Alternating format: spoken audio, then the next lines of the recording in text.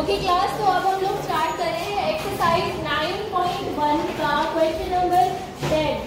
देखिए question number 8 और 9 बिल्कुल 7th क्वेश्चन जैसे हैं। हमने अभी क्वेश्चन नंबर 8 में आपको प्रीवियस सेशन में समझा के गई थी,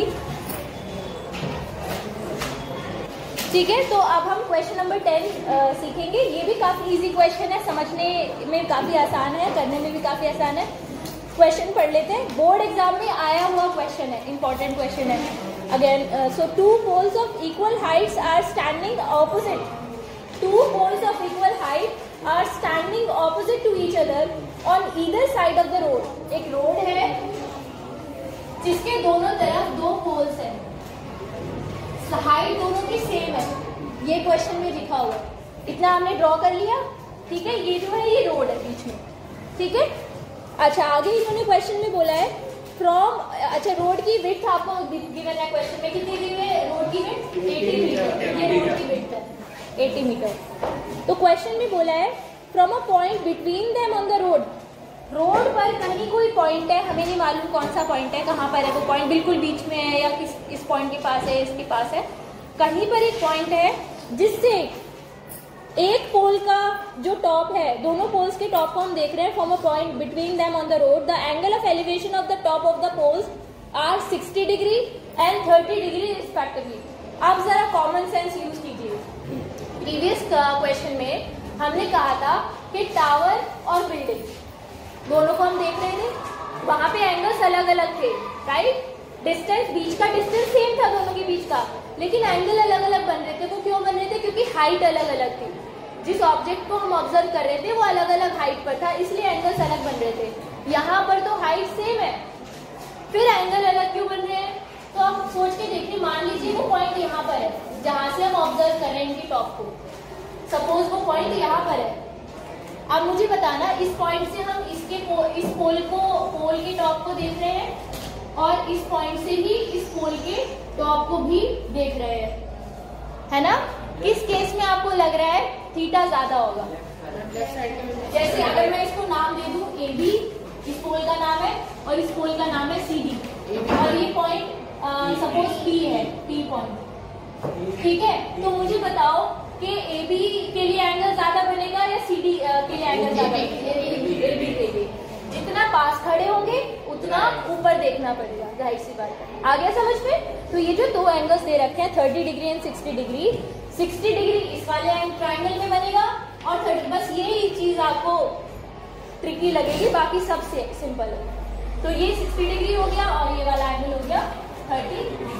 क्वेश्चन में निकालना क्या है? Find the height of the poles and distances of the point from the poles. यानी एक तो हाइट निकालनी है पोल की, क्योंकि दोनों की हाइट सेम है, तो दोनों को हम h मान सकते हैं हाइट को। यस, ठीक है, हाइट h, स्मॉल h। अच्छा, और डिस्टेंस भी निकालना है, यानी ये जो पॉइंट P है ना, P भी निकालना है और PD निकालना है। P पॉइंट से ये वाला पोल कितना दूर है और AB पोल कितना दूर है। क्लियर है?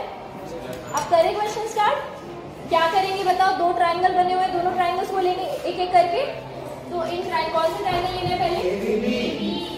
ABP, in triangle AB। तो tan theta will be equal to perpendicular upon base, है ना। परपेंडिकुलर क्या है और बेस कितना है? यस, AB की वैल्यू h मानी है हमने और BP इसको हम x माने। अच्छा, अगर ये x होगा तो ये वाला पोर्शन कितना हो जाएगा? 80 माइनस x। आ गया ना समझ में?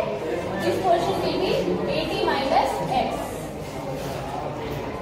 80 को मैं नीचे लिख रही हूँ, जो टोटल डिस्टेंस है वो नीचे लिख रही हूँ। यहाँ से यहाँ टोटल 80 मीटर है, ये हिस्सा x है और ये वाला हिस्सा 80 माइनस x होगा। क्लियर है? राइट। तो चलिए इसको फर्दर सॉल्व करते हैं। h अपॉन x, थीटा कितना है? tan 60 डिग्री और h अपॉन x। tan 60 की वैल्यू कितनी होती है? √3 h अपॉन x। तो यहाँ से h की वैल्यू आपको मिल गई x √3। First equation. Okay, now let's take another triangle. इसका नाम क्या है? ट्राइंगल, जल्दी बताओ।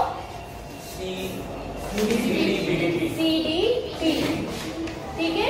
tan theta is equal to P upon B, क्या है परपेंडिकुलर, CD बेस PD, ठीक है।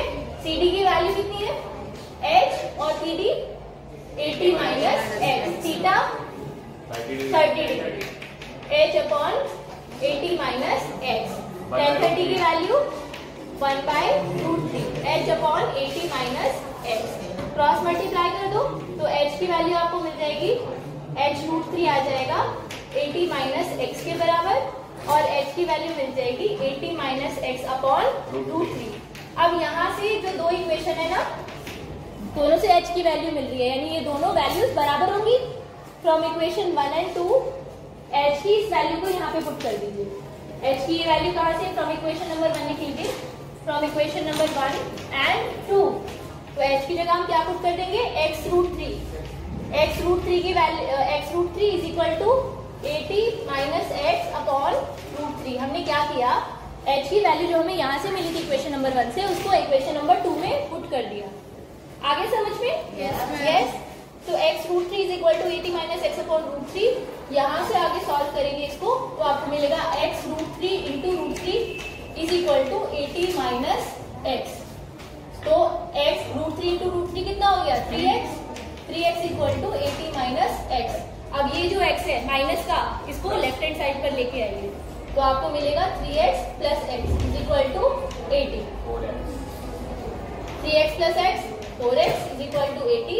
तो X की वैल्यू मिल गई आपको 80 upon 4 which is equal to 16 metre.